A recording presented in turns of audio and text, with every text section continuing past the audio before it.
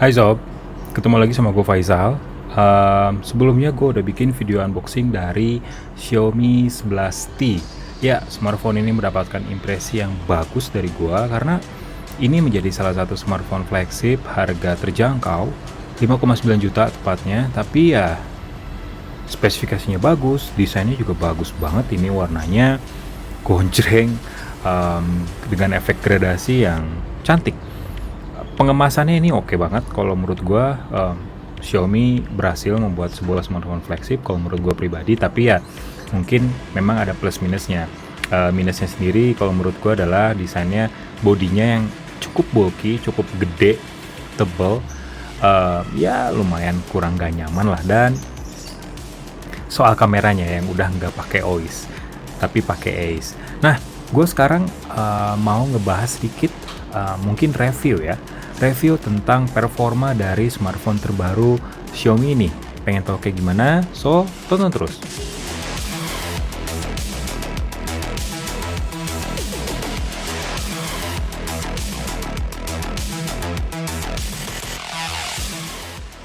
Oke, kita bahas sedikit soal spesifikasinya, sebelum kita masuk ke pembahasan lebih lanjut tentang performanya, dan gue juga akan membahas soal gamingnya. Nah, Xiaomi 11T, gue jadi kebiasaan nih menyebut Mi, karena ya seri Mi sendiri udah nggak ada lagi ya di Xiaomi. Nah, Xiaomi 11T ini pakai prosesor yang ngebut ini seri flagshipnya dari MediaTek, yaitu Dimensity 1200 Ultra. Apa bedanya dengan 1200 biasa yang dipakai di Vivo X70 Pro? Kalau gue baca di beberapa informasi di internet, khususnya di situs resmi dari MediaTek, jadi MediaTek 1200 Ultra ini merupakan bagian dari program open source MediaTek, dan ini merupakan bagian juga dari kerjasama MediaTek dengan Xiaomi. Dimensity 1200 Ultra ini udah di customize oleh MediaTek dan juga Xiaomi agar sesuai dengan kebutuhan dari Xiaomi 11T. Ya, Xiaomi 11T ini sendiri ya seperti kita tahu udah pakai RAM 8GB dengan storage-nya 256GB tanpa adanya slot microSD. Sementara baterainya sendiri udah didukung oleh fast charging 67W. Kayak gimana performanya? Gue udah mencoba beberapa aplikasi benchmark. Jadi Antutu Benchmark, PC Mark, dan juga 3D Mark. Gue coba di Antutu Benchmark dulu. Sebenarnya gue kurang sreg dengan hasil yang diperoleh oleh Mi 11T ini. Kenapa? Karena dibandingin sama Vivo X70 Pro yang pernah gue review, skornya malah lebih rendah, jauh rendahnya. Vivo X70 Pro itu skornya 670 ribuan. Sementara untuk Xiaomi 11T ini skornya cuma 614 ribuan aja. Entah kenapa, tapi ya kalau dilihat dari tipikal prosesornya mungkin ya, ataupun ini berpengaruh dari sistem operasi yang digunakan oleh Xiaomi sendiri. Nah, selain Antutu Benchmark, gue pun mencoba menguji performa dari Xiaomi 11T pakai aplikasi 3D Mark. Nah, di aplikasi 3D Mark, smartphone ini mencatatkan skor yang lumayan bagus, tinggi, termasuk flagship lah nilainya. 4.200 poin dengan frame rate rata-rata 25,2. Nah, di sini rata-rata frame rate, naik turunnya frame rate itu bahkan tembus 31 fps. Ini adalah hal yang sangat bagus untuk sebuah smartphone harga 5 jutaan seperti Xiaomi 11T. Karena Wildlife sendiri adalah pengujian yang berat, dan banyak smartphone yang udah gue coba tuh ya kewalahan menjalankan pengujian yang dikasih oleh Wildlife.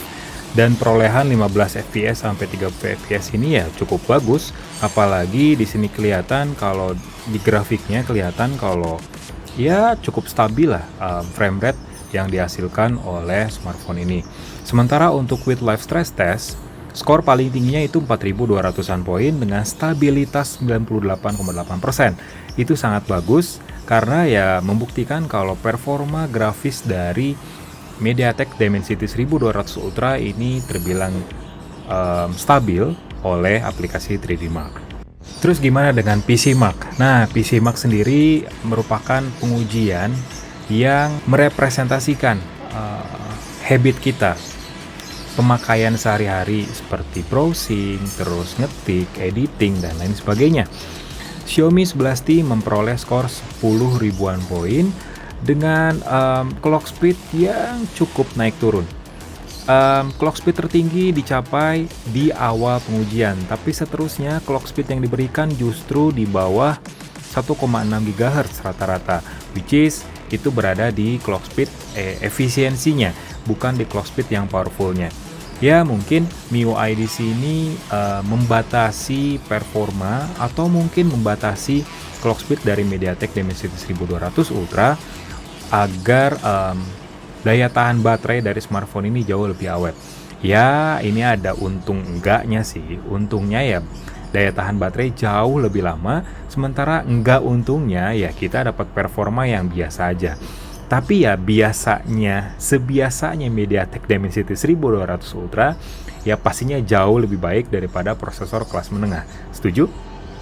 Beres kita mengetahui performa secara angka dari smartphone ini, sekarang kita coba untuk main game. Jadi ada beberapa game yang udah gue install, kayak PUBG Mobile dan tentunya Marvel Future Revolution, game favorit gue.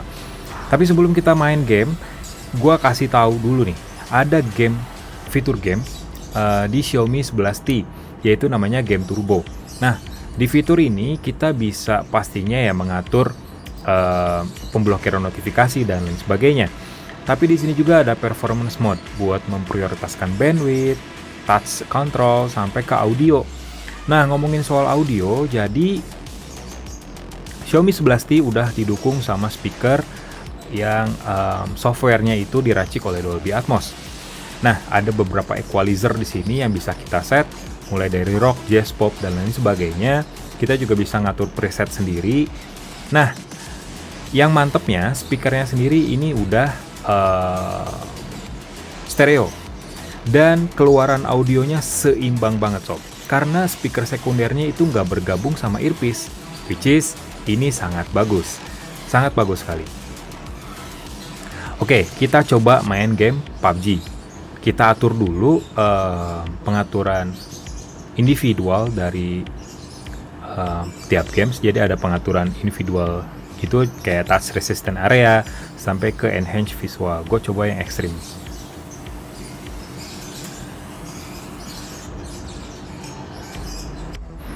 Oke, ini dia game PUBG Mobile yang gue mainkan di Xiaomi 11T. Kita lihat dulu pengaturan grafisnya sesanggup apa nih smartphone ini.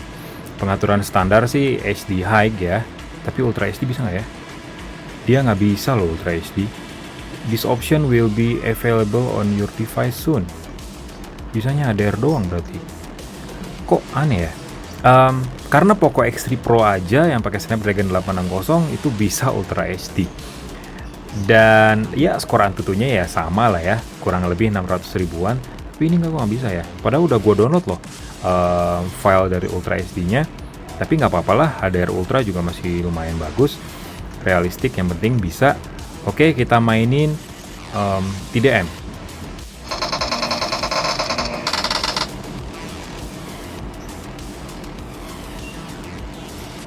Team match, let's go.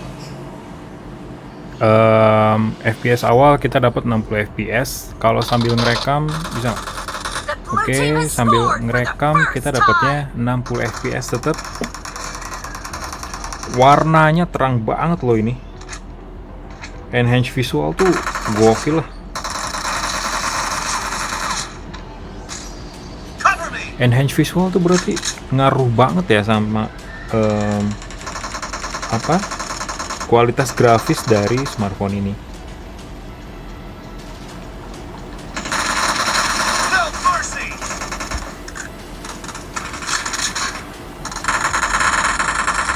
Gue masih dapat sambil ngerekam loh, ini posisinya 44, 48, ya sekitar 40 sampai ke 50 fps.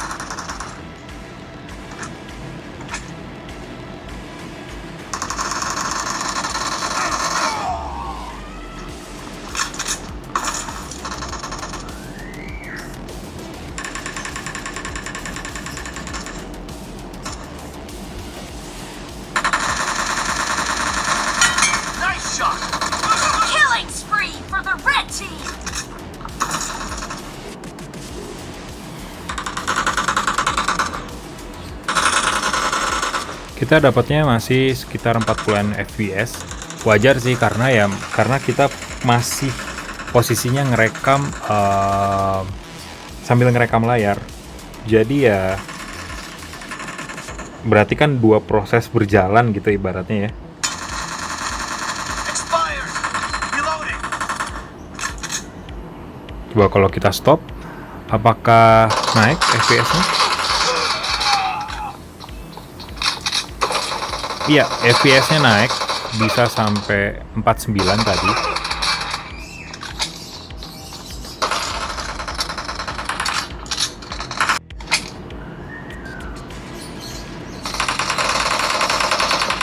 Kalau misalnya dimatiin tadi screen recordernya, gue dapat 60 fps. Ya itu bagus, berarti ya karena kalau misalnya kita nyalain screen recordernya paling dapat 40 sampai 50 fps. Itu hal yang wajar sih kalau menurut gue.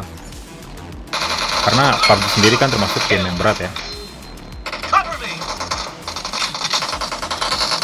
Ya, game selanjutnya adalah Marvel Future Revolution.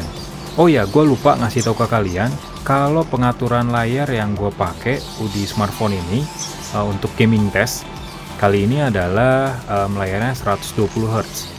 Jadi termasuk juga pas main PUBG Mobile, gue ngeset refresh rate-nya di 120 Hz. Jadi gue ingin mendapatkan pengalaman yang smooth.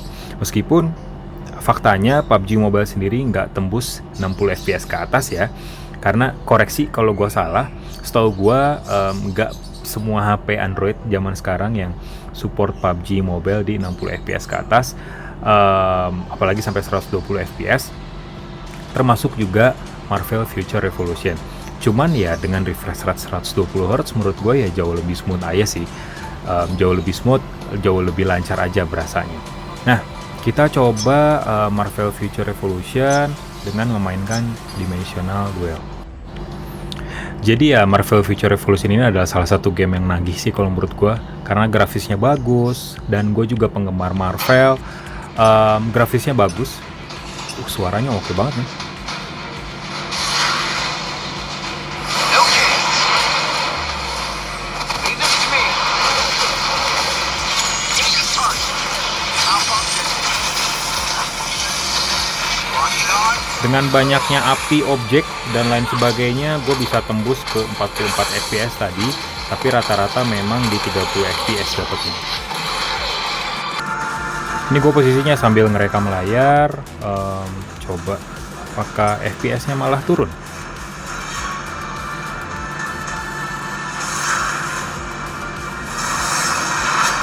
Engaging target. Malfunction. Come on. Work. Locking on. FPS-nya tetap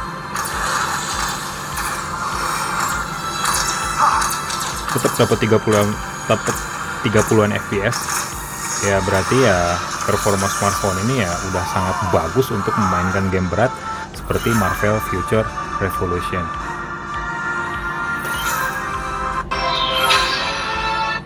Oke, gitu aja review performa dan juga gaming test dari Xiaomi 11T yang udah meluncur resmi di Indonesia. Smartphone ini benar-benar ya flagship murah lah ibaratnya, dengan harga 5,9 jutaan. Udah dapat prosesor yang tinggi, terus layar juga bagus, AMOLED, HDR10 pula, refresh rate 120 Hz. Desainnya juga kece banget, tapi ya performanya juga lumayan bagus. Untuk feel gaming sendiri gue nyaman sih sebenarnya dengan ukuran yang besar. Main game landscape seperti ini, posisinya ergonomis, pas di tangan, terus juga bodinya nggak licin dan nggak terlalu panas, tetap anget, kerasa anget, nggak panas ekstrim banget lah. Terus juga ya mungkin gue mengeluhkannya ya tadi PUBG Mobile ternyata belum Ultra HD, tapi HDR sendiri udah lumayan bagus. Keluaran suaranya juga oke banget. Speaker stereo dari smartphone ini bener-bener mumpuni buat memunculkan audio yang menggelegar, yang lantang. Dan secara overall gue main game enak banget di Xiaomi 11T. Oke, Gitu aja video review dari gua. Selalu sehat, tetap semangat. Jangan lupa subscribe channel Telset TV, follow terus Instagram Telset ID. Nuhun sob.